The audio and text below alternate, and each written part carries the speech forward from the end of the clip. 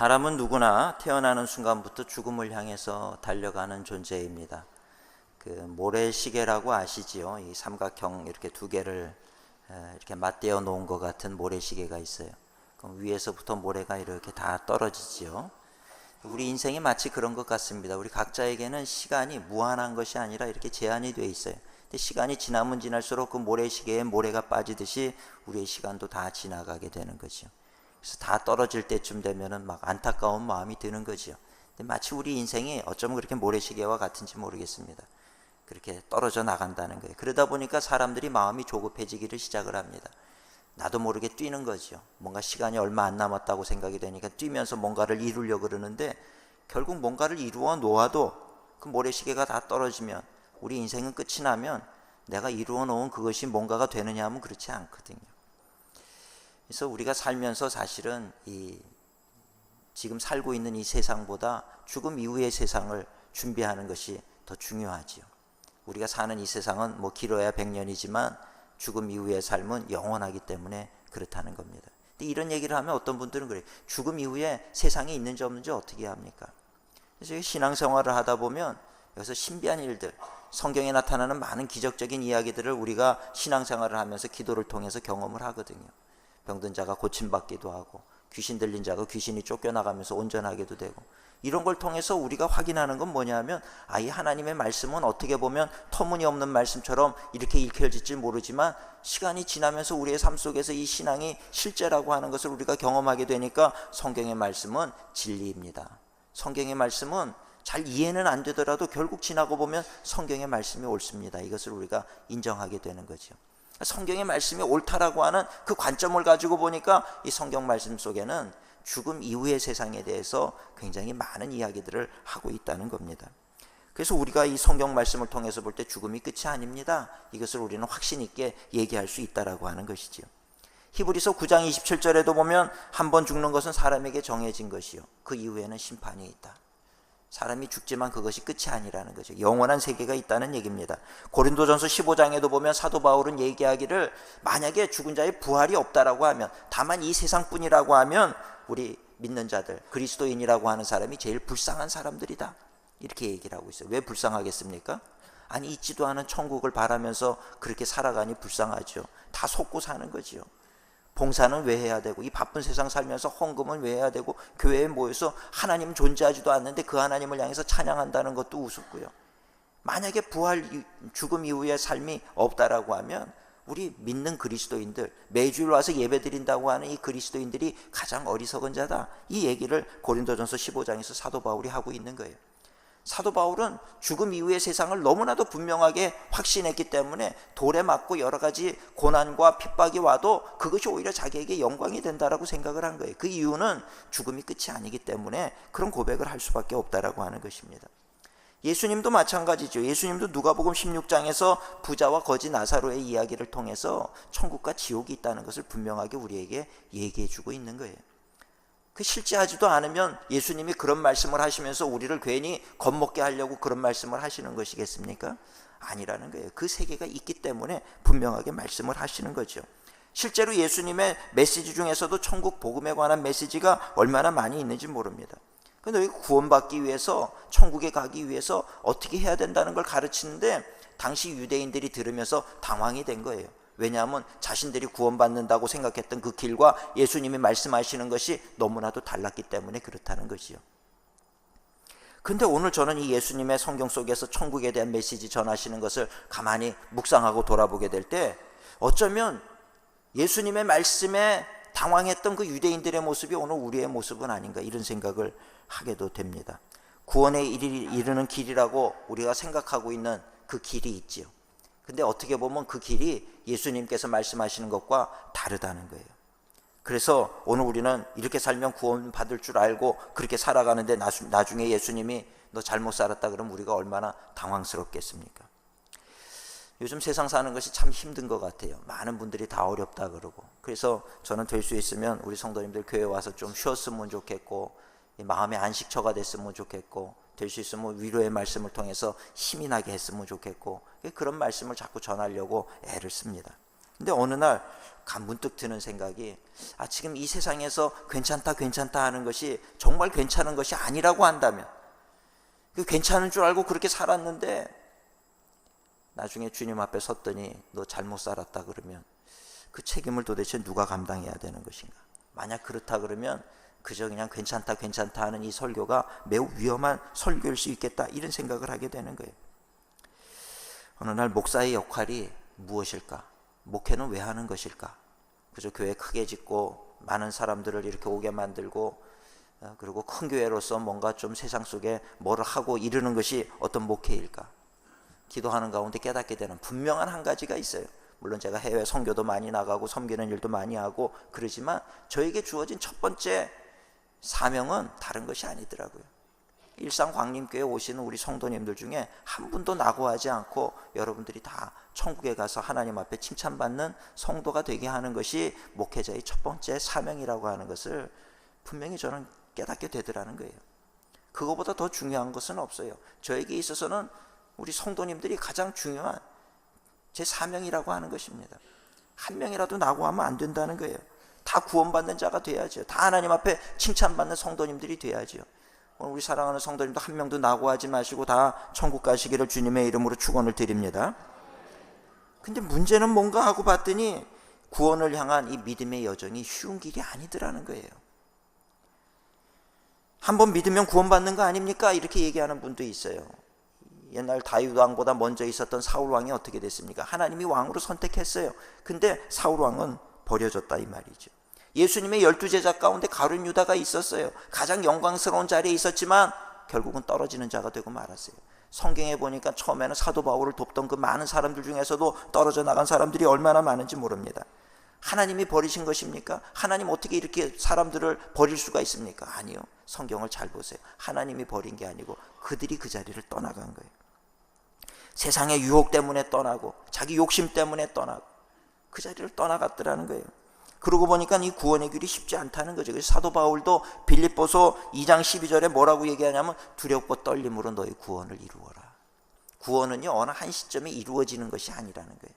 두렵고 떨리는 마음을 가지고 우린 구원의 여정 가운데 있어요. 잘못하면 실족해서 떨어져 내려갈 수도 있다라고 하는 이야기입니다. 오늘 저는 우리 성도님들이 우리가 다 믿음으로 구원받는다는 것은 알고 있지만 단지 그거에 너무 안주해서는 안 돼요. 그것이 전부가 아니라고 하는 것입니다. 두렵고 떨림으로. 이 말은 뭐예요? 쉽지 않다는 얘기예요. 두렵고 떨림으로 우리 구원을 이루어가는 우리 성도님들이 됐으면 좋겠습니다. 저는 오늘 제가 이 구원의 길이 어떤 길인지, 예수님께서 말씀하신 구원의 길 세 가지 말씀을 잠시 전하고 함께 은혜를 나누고 우리 모든 성도님들이 이 구원의 길에서 다 승리하시는 복된 성도님들 되시기를 주님의 이름으로 축원을 드립니다. 첫 번째는 예수님이 내 죄를 대신하여 죽으셨다는 분명한 믿음이 있어야 되는 거예요. 예수님이 나를 대신해서 죽으셨다, 내 죄 때문에 죽으셨다, 이것을 믿어야 되는 거예요. 로마서 1장 17절 오직 의인은 믿음으로 말미암아 살리라. 기독교에 있어서 가장 중요한 교리가 바로 이신득의. 오직 의인은 믿음으로 말미암아 산다. 근데 무엇을 믿는다는 얘기입니까? 무엇을 믿기에 내가 구원받는다는 얘기입니까? 나는 착한 사람이야, 이거 믿어서 구원받는 거 아니에요. 나를 믿는 것이 아니죠. 내 부모님을 믿는 것이 아닙니다. 세상을 믿는 것도 아니에요. 세상 사람들의 말을 믿는 것도 아니고 내가 공부 열심히 하면 구원받게 된다는 것을 믿는 것도 아니에요. 우리가 믿는 것은요 하나님이신 예수님, 육신을 입고 이 땅에 오신 하나님, 바로 그 예수님이 내 죄를 대신하여 죽으셨다. 그래서 나는 죄가 사함받았다. 이것을 믿는 것이 오늘 우리의 믿음이 되어야 된다는 것입니다. 하나님께서는 이것을 알리시기 위해서 이스라엘이라는 백성들을 택하셨어요. 그리고 이스라엘에게 법을 주셨어요. 그 중에 하나가 속죄의 법인데, 이스라엘 사람들은 자기의 죄를 사하려고 그러면 어떻게 하냐 하면 흠없는 양을 데리고 오는 거예요. 양을 데리고 와서 그 양의 머리에 내가 안수를 하는 거죠. 양의 머리에 안수하는 걸 통해서 내 죄가 다 이 양에게로 전가가 되는 거예요. 그럼 그 다음엔 어떻게 하냐면 이 양을 죽이는 거예요. 비참하게 그냥 무자비하게 죽이는 거죠. 그 죽는 그 양을 볼 때 우리가 뭘 느껴야 되냐면 내가 죽는 걸 봐야 되는 거예요. 내 죄 때문에 저 죄 없는 양이 죽는 거죠. 또 죄를 지면 또 양을 끌고 와서 또 그 머리에 손을 얹고 내 죄를 다 전가시키고 죽는 거예요. 마찬가지로 오늘 예수님, 어린 양 되신 우리 예수님이 이 땅에 오신 거예요. 그래서 우리 죄를 대신해서 짊어지시고 죽으셨어요. 근데 우리는 그 예수님에게 이렇게 안수해서 내 죄를 전가할 수가 없잖아요. 그러니까 안수를 우리가 이 손으로 댈 수가 없으니까 어떡합니까?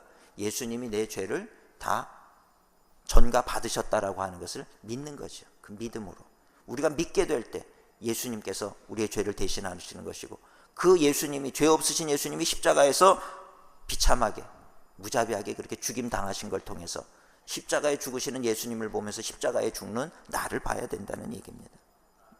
이것을 우리가 분명히 믿으시는 우리 성도님들 되시기를 주님의 이름으로 축원을 드립니다.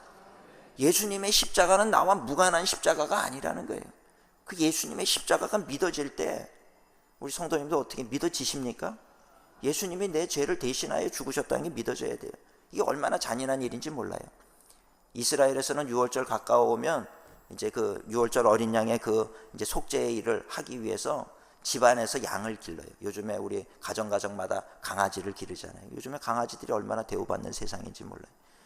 집집마다 보면 강아지들 너무 이뻐하고 그냥 끌어안아주고 그런단 말이에요. 근데 만약에 그 강아지를 어느 날 내 죄를 네가 대신 짊어져라 그러고 죽인다 그러면 여러분들 어떻게 했습니까? 죽일 수 있겠습니까? 못 죽이죠.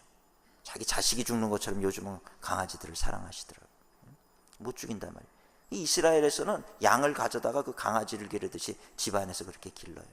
그리고 어느 정도 시간이 지나고 정이 들고 하면 그 다음에 그 양을 죽이는 거예요. 어떻게 그럴 수가 있습니까? 그냥 모르는 양, 나랑 어떤 관계가 맺어지지 않은 그런 양 그냥 잡아다가 죽여도 되지 않습니까? 근데 그러지 않았다는 거예요. 그러니까 그런 내가 사랑하는 그 양이 죽임당할 때 마음이 아프지요. 이걸 통해서 우리가 뭘 깨달아야 되냐 하면 바로 죄라고 하는 건 이렇게 끔찍한 거라는 거예요. 결국 죄가 우리가 늘 고백하는 예수님, 내가 예수님 사랑합니다. 내가 예수님 사랑합니다. 사랑하는 그 예수님을 고백하는데 그 예수님을 어떻게 했습니까? 내 죄가 그 예수님을 죽였단 말이에요. 내가 사랑하는 그 예수님. 근데 그 예수님이 죽으신 이유는 뭐냐? 내 죄를 담당하시고 죽으셨다는 거죠. 그 오늘 우리 십자가의 사건은요, 나와 무관한 사건이 돼서는 안 됩니다. 예수님의 십자가의 죽으심을 생각할 때 마음이 아파야 돼요. 예수님의 십자가의 죽으심을 생각할 때 더 이상 내가 죄를 지을 수가 없겠다. 죄와 무관한 삶을 살겠다. 죄와는 내가 결코 타협하지 않겠다. 이 결단이 우리 마음속에 있어져야 된다는 거예요. 그럴 때 우리의 믿음이 진짜 믿음이 되는 거예요. 오늘 우리 성도님들 믿음은 그냥 믿습니다 그런다고 믿는 게 아니에요. 내가 교회 다닌다고 믿는 것이 아니고요. 정말 예수님의 십자가는 바로 나의 십자가였습니다. 이것이 고백되어질 때 우리의 믿음은 살아있는 믿음이 되는 줄로 믿습니다. 오늘 이 믿음을 분명히 가지시기를 주님의 이름으로 축원합니다. 많은 사람들이 거기까지는 잘 믿어요. 근데 두 번째와 세 번째가 조금 우리가 간과하고 살 때가 있어요. 근데 오늘 예수님의 말씀 속에서 두 번째와 세 번째가 중요합니다. 둘째는 뭐냐 하면 하나님의 뜻대로 행하는 자가 되어야 된다는 거예요. 믿기만 하는 것으로는 부족하다는 것입니다. 이게 역사적으로 신학적으로 논란이 많이 됐어요. 오직 믿음으로 구원받는 것이 행위로 구원받는 것이 아니다, 뭐 이런 얘기를 해요. 그러면 또 진짜 믿음은 행위가 동반된 믿음이어야 된다. 도대체 믿음이라는 게 뭐냐, 이 논란이 많았단 말이죠. 근데 성경에 보면 예수님이 하신 말씀이 있어요. 마태복음 7장 21절 22절 23절에 보면 예수님이 이렇게 고백을 하고 있습니다. 나더러 주여 주여 하는 자마다 다 천국에 들어갈 것이 아니요 다만 하늘에 계신 내 아버지의 뜻대로 행하는 자라야 들어가리라. 이 말씀을 어떻게 볼 것이냐, 이 믿음입니까? 오늘 주님은 분명히 주여 주여 하는 자마다 다 천국에 들어갈 것이 아니에요. 이것이 지금 소위 우리 믿는다는 사람들이 매주일 교회 와서 주여 주여 하는 모습이거든요. 근데 주여 주여 하는 자마다 다 천국에 들어갈 것이 아니래요. 다만 하늘에 계신 내 아버지의 뜻대로 행하는 자, 그 믿음 가운데 믿노라 하는 사람들 중에서도 하나님의 뜻대로 행하는 자라에 들어가리라. 22절에는 그날에 많은 사람이 나더러 이르되 주여 우리가 주의 이름으로 선지자 노릇도 하고 주의 이름으로 귀신도 내쫓고 주의 이름으로 많은 권능을 행하지 아니하였나이까 하리니 그때에 내가 그들에게 밝히 말하되 내가 너희를 도무지 알지 못하니 불법을 행하는 자들아 내게서 떠나가라. 이 말씀은 오늘 우리 한국 기독교인들에게 아주 큰 교훈을 주는 그런 중요한 말씀이 아닐 수가 없습니다. 많은 사람들은 대체적으로 우리 성도님들도 선지자 노릇하고 권능 행하고 귀신도 내쫓고, 그럼 여러분들은 어떻게 그 사람을 보십니까? 야, 저분은 정말 하나님이 사랑하는 주의 종이고 신적 권능을 가진 존재이고 저런 분들은 건드리면 안 되고, 뭐 그렇다고 해서 그런 분들 또 쉽게 보라는 얘기도 아닌 거 아시지요? 대체적으로 성도님들의 반응은 그 사람을 대단한 존재로 그렇게 본단 말이지. 저도 마찬가지. 저도 목사라고 하는 이 목회를 하다 보니까 때로는 뭐 아픈 분이 오면 안수도 해줘야 되고, 귀신 들렸다 그러면 귀신도 쫓아내줘야 되고, 그런 거를 할 때 정말 예수 이름으로 명령하니까 낫기도 하고 귀신이 쫓겨나가기도 하고 사람이 온전해지기도 하고, 이런 걸 경험을 하면 참 놀라워요. 그러면서 성경의 말씀이 진리로구나, 이것을 확신하게 돼요. 근데 중요한 건 뭔지 아십니까? 그렇게 제가 예수님의 이름으로 능력을 행하고 나서도 제가 죄를 범한다는 거예요. 이거 어떻게 보셔야 되겠습니까? 참아야 하는데 참지 못하고 분이 날 때도 있고, 마음속으로 누구를 미워하고 원망할 때도 있고, 나쁜 생각을 하기도 하고. 원수를 사랑하라고요? 원수를 사랑하는 것은 고사하고, 그냥 마음에 안 드는 사람이 있으면 그 모임에 나가기도 싫고, 이러다가 또 귀신 들린 사람 오면 그 귀신을 또 쫓아낸단 말이에요. 또 안수기도 하려면 안수기도 하고 또 병이 낫기도 하고. 이거 어떻게 봐야 됩니까? 내가 하나님의 거룩한 종이기 때문에 그런 능력이 나타나는 것이겠습니까? 참 신기하단 말이죠. 내가 깨끗하고 온전하고 거룩해서 능력이 나타나는 것이 아니라는 거예요. 부족한 사람이지만 주의 종이니까 하나님께서 너 이 사명을 감당하려고 그러면 이게 필요하니까 재능을 주신 거예요. 사과를 깎는데 칼이 필요하니까 써라 그러고 주신 거예요. 내가 칼을 가지고 있다고 해서 그 사람이 착한 사람입니까? 내가 능력이 있다고 해서 그 사람이 착한 사람입니까? 아니에요. 그건 별개의 문제라는 거예요. 그래서 오늘 저는 이 목사이기 때문에 그런 일들을 너무나도 제가 분명히 알지요. 제가 여러분들에게 분명히 말씀할 수 있는 건, 저는 마태복음 7장 21절, 22절, 23절의 말씀이 뭘 의미하는지를 저는 분명히 안다는 거예요. 귀신을 쫓아내는 능력이 있는 목사든 그런 거 못하는 평신도이든 누구이든 간에 중요한 것은 뭐라는 겁니까? 중요한 것은 하나님의 뜻대로 행하는 것이 중요하다는 얘기예요. 주여 우리가 주의 이름으로 선지자 노릇하고, 그게 중요한 것이 아니고 하나님의 뜻대로 사는 것이 중요하다. 그런데 그 하나님의 뜻대로 행한다는 게 뭐겠습니까? 성경에 있는 말씀이거든요. 분을 내지 말고 참으라는 거예요. 거짓말하지 말고 정직해야 된다는 것이고요. 아무리 욕심이 나도 죄와는 타협해서는 안 되는 것이고, 부모님에게 효도해야 되는 것이고요. 이웃과 화목하게 사는 것이고, 항상 기뻐하며 사는 것이고, 항상 감사하며 사는 것이고, 양보하고 그리스도의 덕을 세우며 사는 것이고요. 성경에 안 된다고 하는 걸 하지 말고, 성경에 해야 된다라고 말하는 거는 힘들어도 해야 된다는 얘기예요. 우리 성도님들 그저 교회에서 믿습니다만 하지 마시고 한 걸음 더 적극적으로 나가서 하나님의 뜻대로 행하는 자가 되시기를 주님의 이름으로 축원을 드립니다. 어제도 청년 리더들, 제가 요즘에 이제 우리 청년들을 세우는 일에 아주 집중을 해서 기도하면서 세우고 있어요. 제가 그 청년들 리더들을 모아놓고 한 얘기가, 내가 너희들과 함께 시도해보고 싶은 것이 있다. 그건 뭐냐 하면, 우리가 정말 세상 사람들 앞에서 우리가 미소 짓고 웃고 섬기고 하는 그 모습을 통해서 세상이 우리로 말미암아 행복해졌으면 좋겠다. 어려움 가운데 있는 사람들이 우리를 보면서 힘을 내고 용기를 내고 다시 한번 일어설 수 있는 그런 일들을 우리가 하면 좋겠다. 아마도 우리가 그렇게 산다라고 하면, 그렇게 살기 위해서는 우리의 희생이 필요하고 헌신이 필요하겠지만, 우리가 그렇게 사는 그 모습을 통해서 하나님이 기뻐하실 것이고 많은 사람들이 용기를 낸다라고 하면 그것만큼 보람 있고 가치 있는 인생이 어디 있겠느냐. 우리 한번 이것을 위해서 도전해보지 않겠느냐. 제가 명령을 한 거예요. 가르친 거지. 저곳은 왜 저렇게 더럽습니까? 왜 저렇게 저기에는 쓰레기가 많습니까? 비난하기는 쉽다는 거예요. 그러나 누군가가 그 쓰레기를 치우고 거기에 꽃을 심기 시작하는 거예요. 사람들이 어리석다고 말하고 너 왜 그런 일을 하느냐 얘기를 한다 할지라도 누군가 그 일을 하는 거예요. 욕을 먹더라도 하는 거죠. 오늘 한 그루를 심고 내일 또 하나를 심고 그 다음날 또 하나를 심고, 거기 꽃이 많아져서 나중에 쓰레기 있던 곳이 꽃밭으로 변하게 되면 그곳에서 향기를 발하게 되고, 나비가 날아들게 되고 벌이 날아들게 되고, 그렇지 않겠습니까? 아름다운 곳이 되는 거죠. 그럼 나중에 그것으로 인해서 많은 사람들, 거기에 참여하지 않았던 많은 사람들, 처음에 손가락질했던 사람들이라 할지라도 그걸 보면서 기뻐하지 않겠습니까? 이게 우리 그리스도인들이 살아야 되는 이 살아가는 방식이다. 우리 그거 한번 해보자. 세상이 우리에게 무관심해도 상관없어. 중요한 건 우리가 할 일을 해야 되는 거죠. 그 일을 우리 같이 한번 해보자.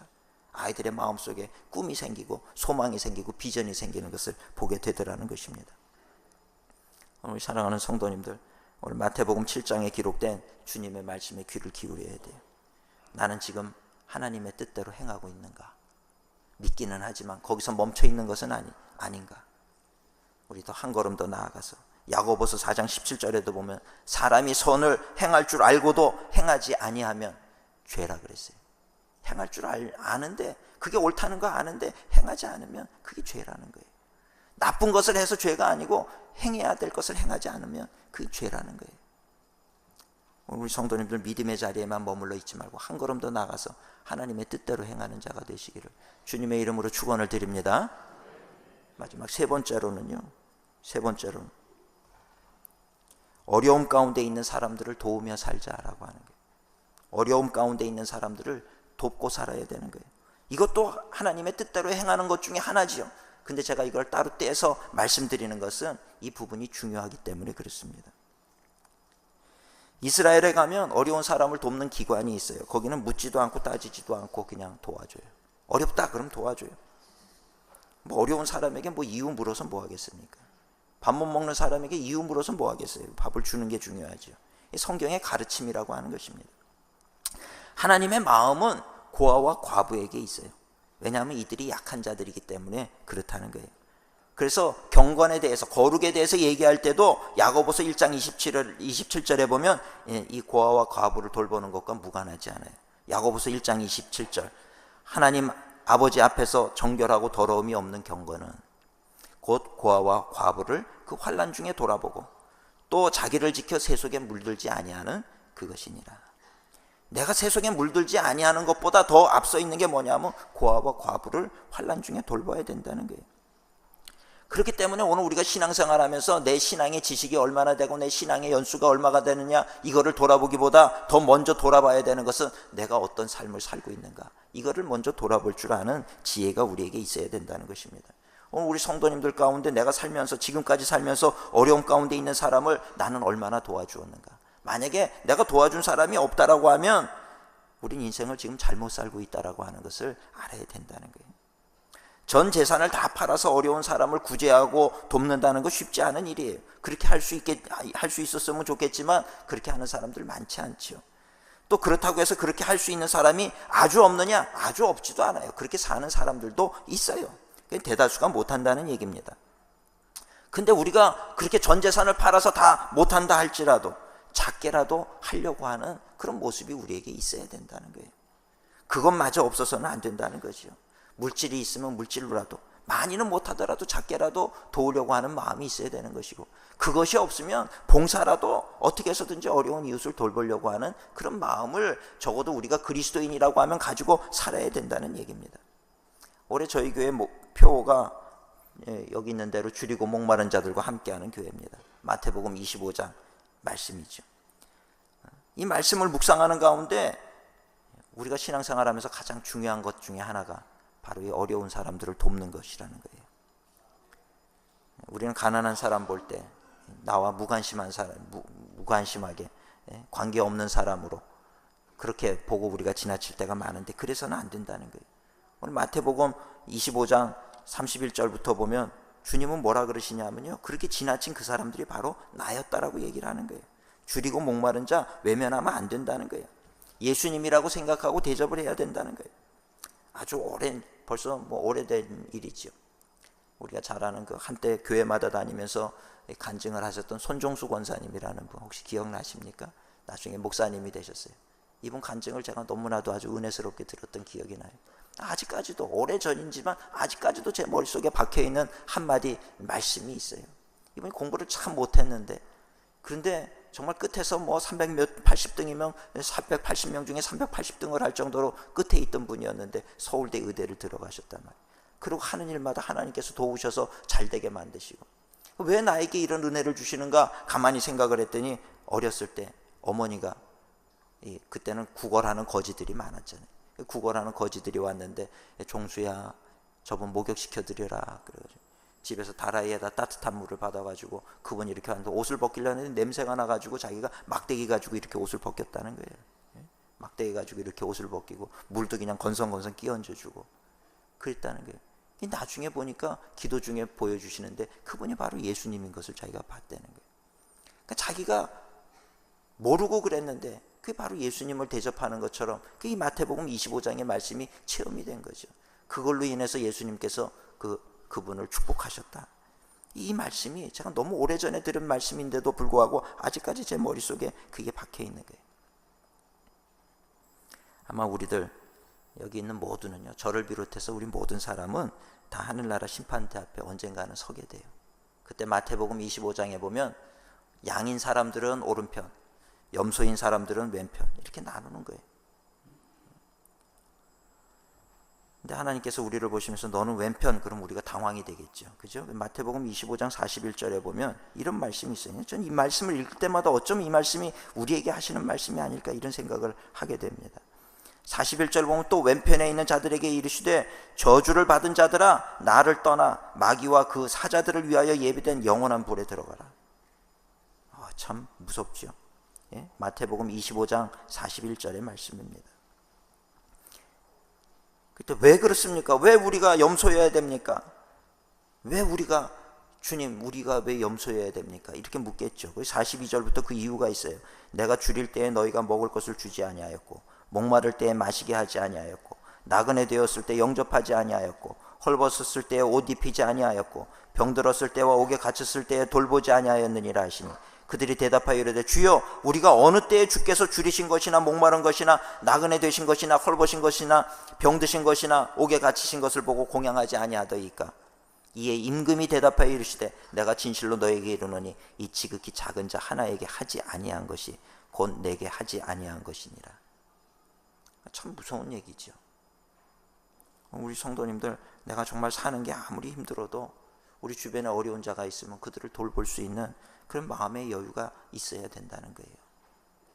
우리 성도님들 그렇게 살아가실 수 있기를 주님의 이름으로 축원을 드립니다. 이 말씀을 읽을 때마다, 예수님이 가르쳐 주신 이 복음서를 읽을 때마다 마음에 찔림이 있는 거예요. 예수님의 말씀은요 분명해요.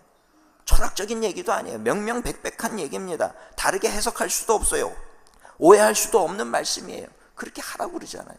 그렇게 안 한 것이 나에게 안 한 것이다. 여기 무슨 또 다른 무슨 해석이 필요합니까? 해석이 필요 없는 얘기거든요. 주님 우리에게 그렇게 살라는 거예요. 그러면 오늘 우리가 그렇게 살아야 될 줄로 믿습니다. 마지막 주님 오실 때 기름 준비한 5 처녀와 기름 준비하지 못한 5 처녀 얘기가 있어요.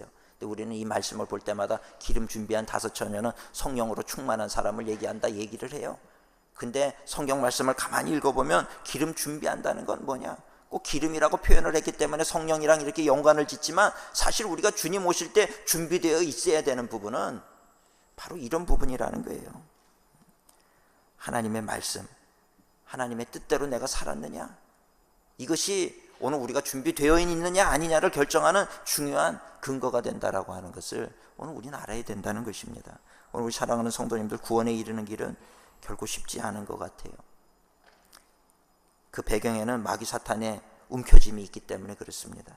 하나님 못 믿게 만들고 세상을 사랑하게 만들고 교회 다니는 성도님들에게는 그저 그냥 교회만 왔다 갔다 하면 된다 이렇게 우리를 속이고 있는 거에 우리가 속아서 다 넘어지게 되는 거죠. 구원에 이르는 첫 단계는 믿음에서부터 시작하지만 그 다음엔 하나님의 뜻을 행하고 어려움 가운데 있는 사람들을 구제하고 돕는 그 자리에까지 우리가 나아가게 될 때 우리는 온전한 구원을 이루게 되는 줄로 믿습니다. 오늘 성경 말씀처럼 내가 이미 얻었다 함도 아니요 이루었다 함도 아니라 어떻게 사도 바울이 이런 얘기를 할 수 있겠습니까? 사도 바울이 어떤 사람입니까? 얼마나 놀라운 기적을 행한 사람입니까? 그럼에도 불구하고 나는 이미 얻었다 얘기하지 않아요. 표대를 향해서, 부르신 상을 향해서 끝까지 달려간다. 겸손한 마음으로, 두렵고 떨리는 마음을 가지고 달려가겠다는 거예요. 그러면 오늘 우리도 신앙생활하는 것이 그냥 세상과 버텨서 내 마음대로 내 멋대로 살다가 주일날 와서 한번 예배하는 그런 인생이 아니고요. 정말 이 분명한 믿음 가지고 죄와 타협하지 않고 하나님의 뜻대로 행하기 위해서 정말 한 걸음 한 걸음 하루하루 승리의 길을 걸어가는, 그래서 하나님 만날 때 잘했다 칭찬받는 우리 모든 일상광림교회 성도님들이 돼야 될 줄로 믿습니다. 이 믿음의 승리를 이루시는 복된 우리 성도님들이 되시기를 주님의 이름으로 축원을 드립니다. 기도하시겠습니다. 사랑과 은혜가 충만하신 하나님 은혜 감사합니다. 오늘 구원에 이르는 길에 대해서 말씀을 전하였습니다. 하나님, 혹 우리가 착각하고 또 잘못된 생각으로 말미암아 하나님 잘못된 길에 서 있는 것은 아닌지 돌아보게 하시고 이제는 하나님 잘못된 길에서 돌아서서 하나님의 뜻대로 행하고 어려운 이웃들을 돌보며 구원의 길을 이루어가는 저희 모두가 되게 하여 주시옵소서. 감사드리오며 예수님의 이름으로 기도드리옵나이다. 아멘.